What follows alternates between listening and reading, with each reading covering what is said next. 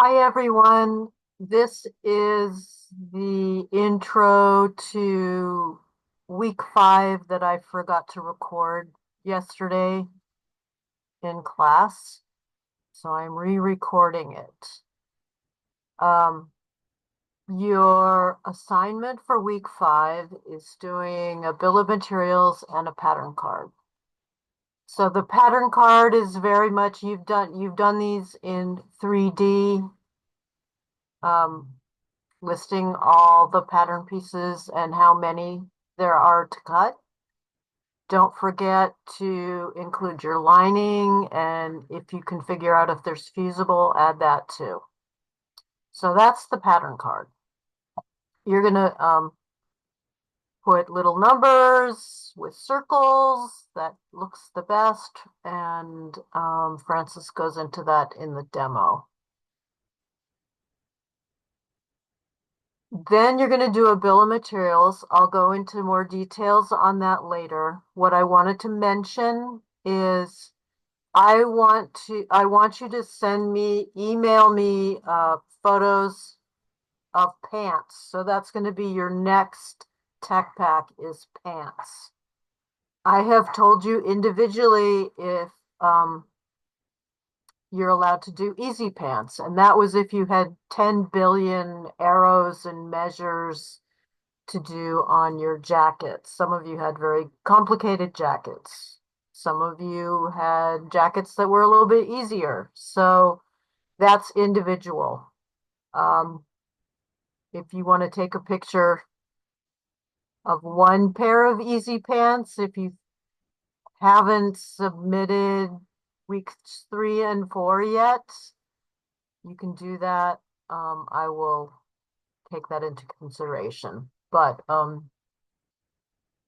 most of you know if you have easy pants. And by easy pants, I mean joggers or yoga pants, some things with less details. Now, what I want 3 pictures. Francis wants all the pictures, Francis and Robin. I only want flat lays of the front and the back exteriors. When we decide on which pants you're going to do, then you can send me the rest of the pictures. Just, it's like 3 through 6 of the pants are extra work that you don't have to do at this point. Like, why do all those photos of pants you're not going to use? All right, that's my rant about that. So I will put this updated version into the nest. I haven't done it yet. Into week 5. So that's the homework stuff. Now, on to the bill of materials. This is a checklist. I copied it into the nest already, but it looks weird, so I'm going to fix it again. And we had a bit of a discussion of all the things, and the trims and Velcro was added. And I will add to this if you come up with something else not on this list. You won't have all these things, but these are suggestions of um, items that go on it. So this is Mert's bill of materials that he made. So these are your headings. He did them very nicely in gray. And guess what? It's another Excel chart. Although maybe he built this, but you can do it in Excel and bring it in or do it in a Google sheet and make a screenshot. I'm okay with screenshots at this point. It's easier. And I know when I worked at a company and had involvement with the spec sheets, the bill of materials was built built by hand in Illustrator. The the measurement chart, that was always kept in Excel. So, we have you bring it into Illustrator just so you have a nice packet that you can make a PDF of. All right. Anyway, so you're going to have your exterior front and back flats. You're going to have these categories. Placement, that's where it is on your garment. What the material is, what the color is, and the quantity is only for things like buttons, zippers, and these things, the trim things. If it's elastic, you'll do the yardage. Velcro would be yardage or inches, depending on how long it is. Piping, all the things that are long, stringy things, zippers, that would be inches. So measure long things. If it's buttons or let's call it round things for fastening or pulling things through, that is a measurement. I'm going to pause this because I have to bring up that chart for you to look at. Right, the button size chart magically appeared. So with the button, and this is round things, I highly suggest you measure, and it's the exterior, the edge measure, and it's the diameter from the edge of your round thing. Use millimeters on your ruler instead of like 11/32. You probably don't even have 30 seconds on your ruler. And, it's so tiny. So use millimeters, it's better. If you're between, maybe you have something between 12.5 and 14, then make that 21 line. So when it starts skipping numbers, so I guess between 10.5 and 11.5, it would be 17.5 line. Lean, line. I think it's line. It's a French word. So that's that's what you're going to use for your measures for your buttons. And see, this is how Mert put it, 14L. You might have two sizes of buttons. Then you will have then you'll have a separate line for your smaller buttons. And you might say buttons. And then if you have smaller buttons on your sleeve, if you have a classic jacket, you might say sleeve buttons.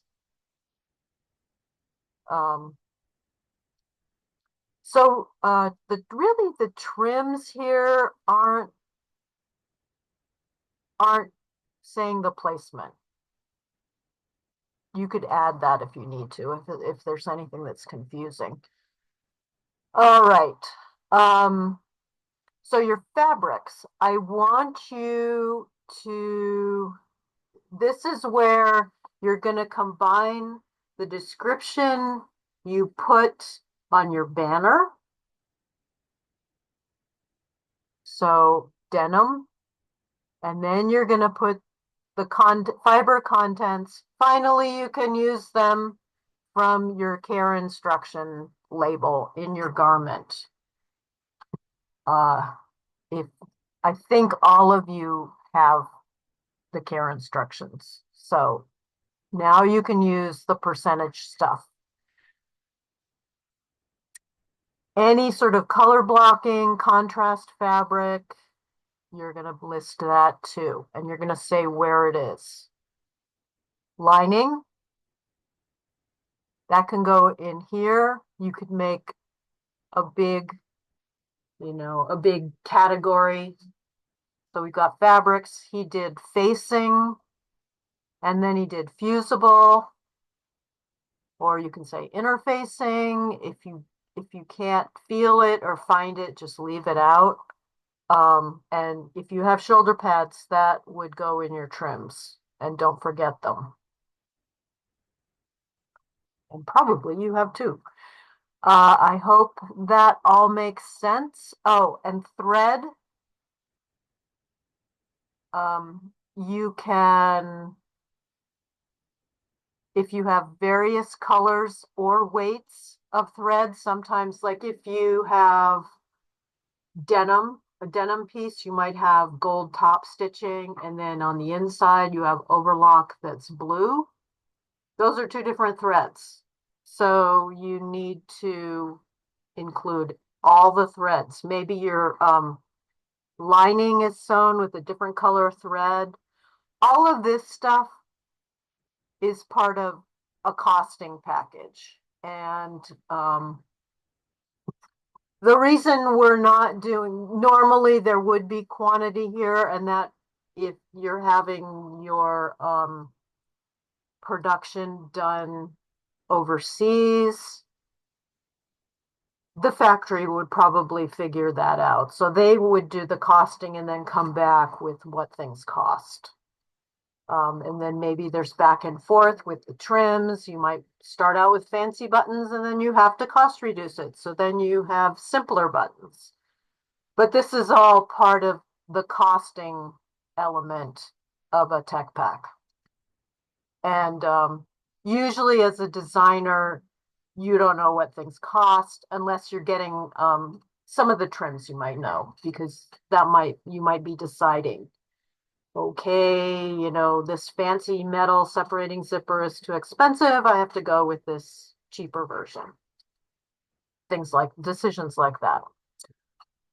And if it's metal, you can say gold, silver, whatever it is on your garment.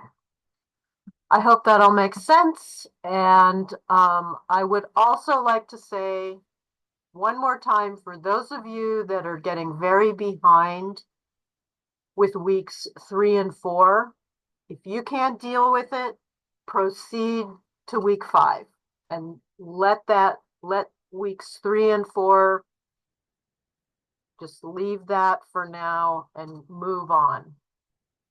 Because it just will cascade.